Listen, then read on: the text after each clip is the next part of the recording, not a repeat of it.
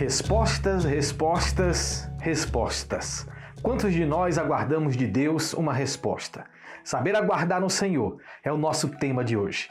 Eu sou Eduardo Bergstein e te convido a vir comigo, direto e reto, ao nosso quarto devocional baseado no livro de Jó.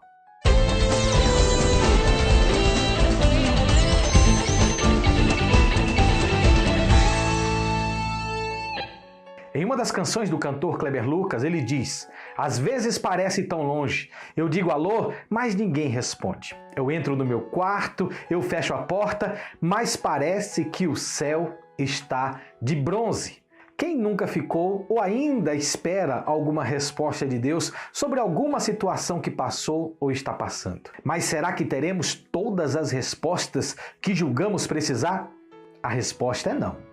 Foi exatamente isso que Jó aprendeu, que Deus, em sua soberania e poder, nem sempre vai justificar ou sequer sinalizar o porquê do nosso sofrimento ou das nossas adversidades. Sabe por quê? Porque nós não temos estrutura para conhecer os motivos do Senhor. Um Deus que é onipresente, onisciente, onipotente, onde Ele mesmo declara que os seus planos, os seus projetos são muito mais elevados do que os nossos, como diz em Isaías 55, 8 e 9, porque os meus pensamentos não são os vossos pensamentos, nem os vossos caminhos são os meus caminhos, diz o Senhor. Porque assim como o céu são mais altos do que a terra, assim são os meus caminhos mais altos do que os vossos caminhos e os meus pensamentos mais altos do que os vossos pensamentos. Nós simplesmente não temos estrutura para conhecer os porquês de Deus. É como você querer explicar física quântica ou robótica para uma formiga. Seria totalmente incompreensível. Assim, somos nós em tentar entender os planos e os projetos de Deus para nós. Deus, ele se apresenta para Jó de uma forma muito inusitada, no meio de um redemoinho. Imagine agora o que Jó presenciou. Todos conseguem imaginar um redemoinho?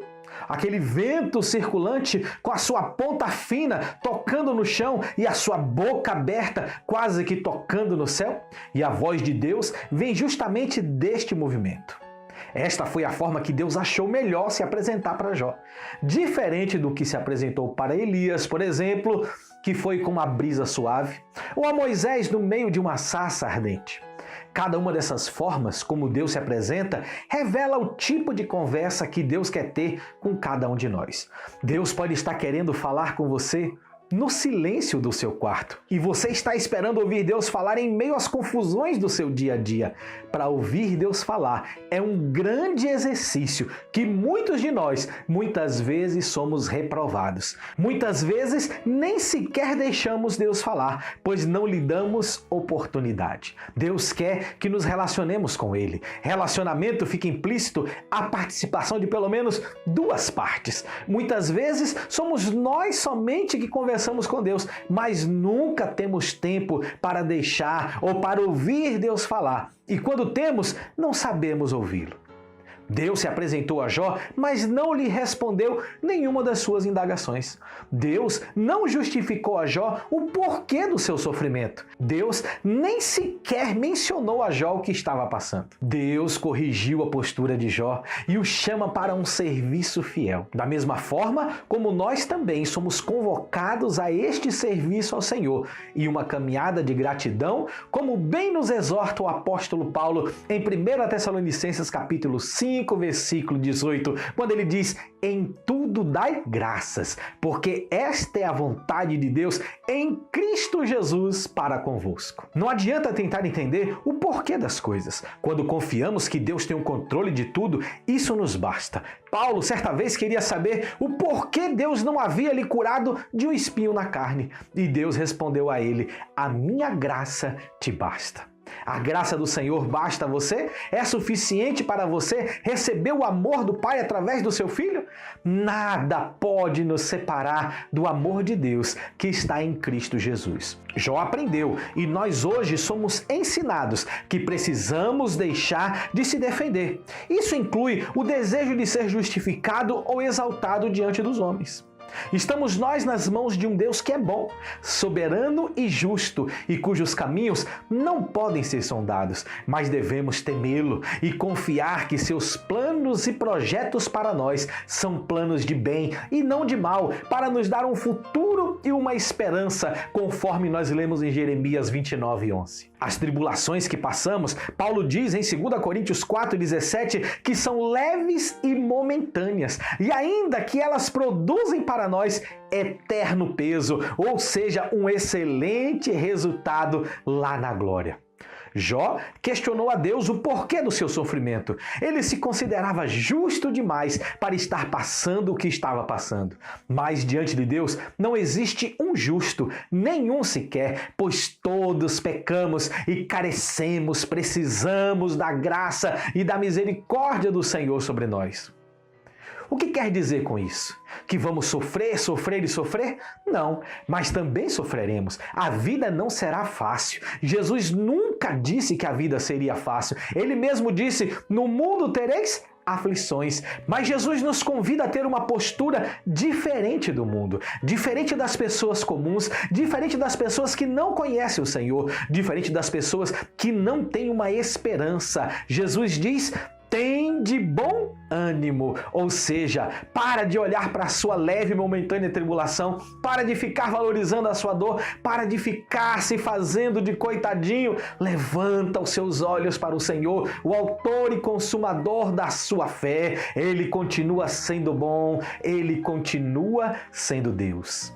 No capítulo 40, Jó se humilha diante do Senhor, reconhece sua pequenez, reconhece que não tem condições, pois é pecador. Somente quando reconhecemos que de fato somos pecadores e tão pequenos que somos, começamos a dar lugar para a grandeza do Senhor em nossas vidas. Parece somente uma frase de efeito ou ainda um jargão muito popular no meio evangélico, mas eu te convido agora a você parar de dizer para Deus o tamanho dos seus problemas. Confesse agora para os seus problemas o tamanho do seu Deus. Diga com fé, diga com convicção, diga como Misael, Ananias e Azarias disseram, nosso Deus tem poder para nos livrar da fornalha de fogo, mas mesmo que o nosso Deus não queira nos livrar, nós não cessaremos de adorá-lo. Diga para o seu problema, meu Deus é maior do que você. Diga para o divórcio, meu Deus é maior do que você. Diga para a enfermidade, meu Deus é maior do que você. Diga para a tristeza, para o desânimo, o meu Deus é maior do que você. O choro pode durar uma noite, mas a alegria vem pela manhã bem cedo, diz o salmista no Salmo 30, verso 5. Você estaria disposto agora a declarar e confessar como Abacuque confessou no capítulo 3? Porque ainda que a figueira não floresça, nem haja fruto na vide, ainda que decepcione o produto da oliveira e os campos não produzam mantimento, ainda que as ovelhas da malhada sejam arrebatadas e nos currais não haja gado, todavia eu me alegrarei no Senhor, exultarei no Deus da minha salvação. O Senhor Deus é a minha força e fará os meus pés como da corça, me fará andar em lugares altos. Aleluia! Deus continua sendo bom. Deus continua sendo Deus. Deus te abençoe. Tenha um bom dia.